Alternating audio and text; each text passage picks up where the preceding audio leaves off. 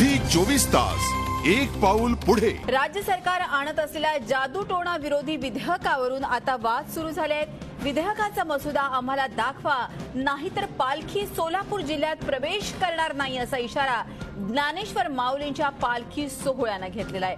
आपल्याला माहिती आहे, गेल्या अनेक दिवसांपासून जादूटोणा विरोधी कायदा होण्यासाठी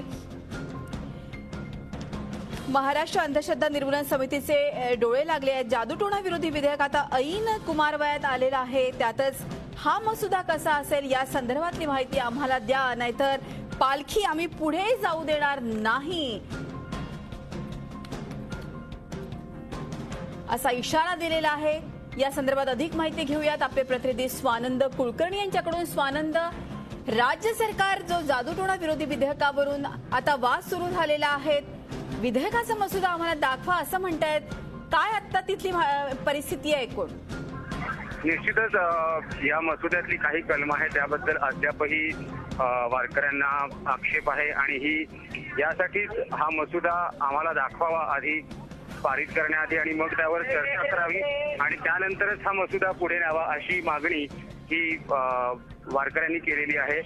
आणि त्यानुसारच आज सकाळी श्री संतश्रेष्ठ ज्ञानेश्वर महाराज यांच्या पालखीच्या इथे झालेल्या बैठकीत पालखीचे चालक मालक तसेच जे चौकदार होते तसेच जे दिंडी चालक होते, सुमारे 100 दिंडी चालक होते, यांच्या झालेल्या बैठकीत हा निर्णय घेण्यात आला की जोपर्यंत सरकार हा मसुदा दाखवत नाही, त्यातल्या कलमांबाबत आमच्याशी चर्चा करत नाही। निश्चित स्वानंद, तुम्ही आमच्या बरोबर राहा। माऊलींच्या पालखीचे चौकदार राजाभाऊ चौकदार आपल्या बरोबर आहे। राजाभाऊ, अर्थातच ही बातमी जी आहे की विधेयकाचा मसुदा आम्हाला दाखवा, नाहीतर पालखी सोलापूर जिल्ह्यात प्रवेश करू देणार नाही, काय आपलं म्हणणं आहे या संदर्भात? ही एकच मागणी यातला भाग नाही, ही एक मागणी आहे आमच्या अनेक मागण्यांपैकी। बरं, तो जो जादूटोणा विरोधी विधेयक आहे त्याचा मसुदा शासनाने आम्हाला पहिला दिला, चर्चा करून आम्ही जे आमच्या हरकती आहेत त्या त्यांना कळवल्या, त्यानंतर त्यांनी त्यात बदल करण्याचं मान्य केलं, परंतु बदललेला जो मसुदा आहे तो अद्यापपर्यंत आमच्याकडे पोहोच झालेला नाही। त्यांनी देखील सांगितलं होतं की तो बदललेला मसुदा तुमच्याकडे देऊ आणि तुमच्याशी चर्चा करूनच पुढील जे काय असेल ते दिशा ठरवू, परंतु अद्यापपर्यंत तो प्राप्त झालेला नाही। तथापि शासन ते विधेयक आता विधिमंडळात आणून पास करण्याचा त्यांचा प्रयत्न चालूच आहे। मग वारकऱ्यांविषयी अशी बनवाबनवी करण्याचं काही कारण नाही शासन, हा पहिला मुद्दा। दुसरी गोष्ट, 4 पदरी रस्त्याचा देखील विषय आहे।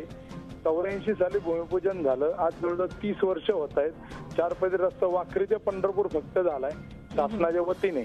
आता लोणंद ते फलटण हा बीओटी तत्वावरच झालेला आहे। शासनाने संपूर्ण पालखी मार्ग चौपदरीकरण करणं गरजेचं आहे आणि ते 30 वर्ष झाली, अजून किती वर्ष लागतील तोपर्यंत 6 पदरीकरणाची मागणी आता आम्ही करतोय सोलापूर जिल्ह्यापुरती तरी, कारण एवढा समाज वाढत चालला, एवढी वाहतूक वाढत चालली, त्याच इकडे गांभीर्याने पाहणं गरजेचं आहे। पालखी तळ देखील अपुरे पडत आहेत, प्रत्येक गावामध्ये 25 एकर किमान पालखी तळासाठी आरक्षण असावं अशी मागणी केली आहे।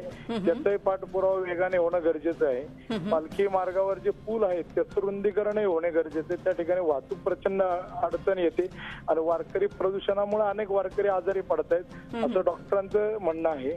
त्यामुळे या सगळ्या एकूण जी गोष्टी आहेत त्या संदर्भात आम्ही निश्चित राजाभाऊ खास करून अंधश्रद्धा विरोधी विधेयकाबाबत आता मी बोलते, तुम्ही एक आपल्याजवळ प्रतिक्रिया आहे हर्षवर्धन पाटलांची, ती तुम्ही ऐका आणि त्यानंतर पुन्हा मी तुमच्याकडे येते की अंधश्रद्धा विरोधी विधेयकाबाबत जुन्या मसुद्यातल्या तरतुदींबाबत आक्षेप होता त्या आम्ही काढल्या आहेत असं सहकार मंत्री हर्षवर्धन पाटील म्हणाले आहेत। नेमकं काय म्हणाले ते आता बघूयात।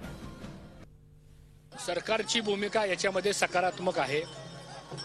कोणत्याही समाजाला किंवा कोणत्याही घटकाला किंवा कोणत्याही सांप्रदायिक शक्तीला किंवा सांप्रदायिक प्रथेला कुठेही बाधा येणार नाही अशा प्रकारची खबरदारी शासन घेईल।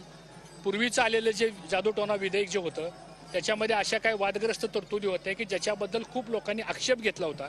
संसदीय कार्यविभाग माझ्याकडेच आहे, त्यामुळे ते बिल आम्ही विड्रॉ केलं आणि त्याच्यातल्या सगळ्या जाचक अटी ज्या होत्या तरतुदी होत्या त्या बऱ्याचशा आपण कमी केलेल्या आहेत। आता नवीन मसुदा हा समाज कल्याण विभागाने तयार केलेला आहे। मुख्यमंत्र्यांनी पण आम्हाला सूचित केलेलं आहे की वारकरी संप्रदायाशी चर्चा करूनच आपल्याला या विधेयकाबद्दल आपल्याला पुढचा मार्ग काढावा लागणार आहे। निश्चित राजाभाऊ, तुम्ही ऐकलं असेल की वारकरी संप्रदायाच्या लोकांशीच चर्चा करून हा मुद्दा आपल्याला पुढे करावा लागणार आहे। आपण जे म्हणताय की हरकतींसंदर्भात आपण एवढं ताणून का धरलाय, काय हरकती आहेत आपल्या? सुमारे 6 महिन्यापूर्वी त्या संदर्भात मान्य विधी कायदा मंत्री शिवाजीराव मोघे साहेब यांच्याकडे बैठक झाली होती. तो मसुदा दिल्यानंतर वारकरी संप्रदायाचे जे आहेत त्यामध्ये काही मुद्दे जे आहेत की चमत्काराचा प्रचार प्रसार करणे हा कायद्याने गुन्हा होतो त्या. आणि त्याचे दखल करणे वारकरी संप्रदाय कीर्तनकार जे आहेत ते संतांनी जे केलेले चमत्कार आहेत, उदाहरणार्थ ज्ञानेश्वर महाराजांनी भिंत चालवली, रेड्यामुखी वेद बोलवला किंवा संत तुकाराम महाराजांचं सदैव वैकुंठगमन झालं, असे जे संतांचे चमत्कार आहेत त्याचा प्रचार प्रसार नेहमीच होत असतो.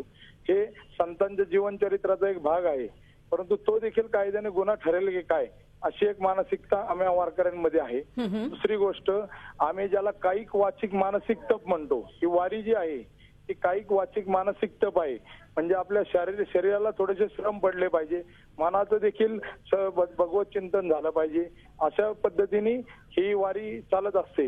परंतु त्यामध्ये देखील काही कलम अशी होती की जर एखाद्या धर्माच्या नावाखाली किंवा कशाच्या नावाखाली, प्रथा परंपरेच्या नावाखाली जर एखाद्या व्यक्तीचं मानसिक, शारीरिक किंवा आर्थिक जर नुकसान होत असेल तर तिराईत माणसाने तक्रार केली तरी ते ऑर्गनाईज करणारी संस्था आहे त्याच्यावर गुन्हा दाखल होऊ शकेल. जर त्याचा अर्थ चुकीचा जर तसा गुन्हे लावला, आम्ही शासनाला वारंवार विनंती केली त्यातले जे शब्द आहेत त्याच्या व्याख्या क्लिअर करा आणि व्याख्या क्लिअर करून वारकरी संप्रदायाचं जे आहे ते त्यातून वगळा, अशा स्वरूपाचं क्लिअर हे करा आणि बदललेला जो सुधारित मसुदा आहे त्याची प्रत आम्हाला द्या. मग आम्ही आमचं म्हणणं मांडू आणि मग आमची जर त्याला काही हरकत नसेल तर तुम्ही उर्वरित कायदा केला तर आमची काही मागणी तो कायदा कराच अशी नाहीये.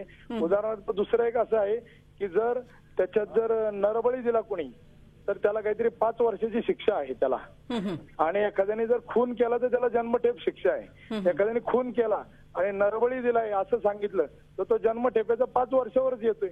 मग ह्या ज्या कायद्यातल्या काही त्रुटी आहेत त्या देखील व्यवस्थितपणे पाहणं गरजेचं आहे आणि त्या दृष्टीने त्याचं संशोधन करून त्याचा व्यवस्थित मसुदा तयार करा. खरं राजाभाऊ, तुमचं म्हणणं पटतंय. अर्थातच हर्षवर्धन पाटील हे देखील म्हणाले की आम्ही म्हणजे चर्चा केल्या अंतीच हा मसुदा ठरवू.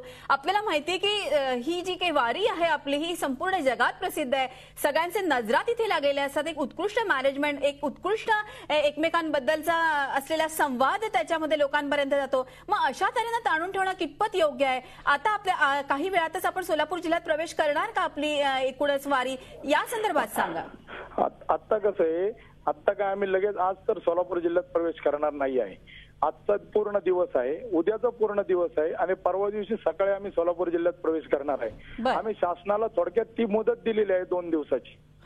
शासनाला एक प्रकारे ती मुदत दिली आहे. जर तोपर्यंत आमच्या मागण्यांचं जर समाधान झालं तर तसं काही करण्याची गरज भासणार नाही आणि शासन त्या दृष्टीने दक्षता घेईल असा आम्हाला विश्वास वाटतो. निश्चित. परंतु हा निर्णय आपल्याला माहिती कितीतरी वर्षांपासून प्रलंबित आहे. 2 दिवसामध्ये ही होणार आहे का? तर अशा वेळेस तुम्ही ताणून धरणार का?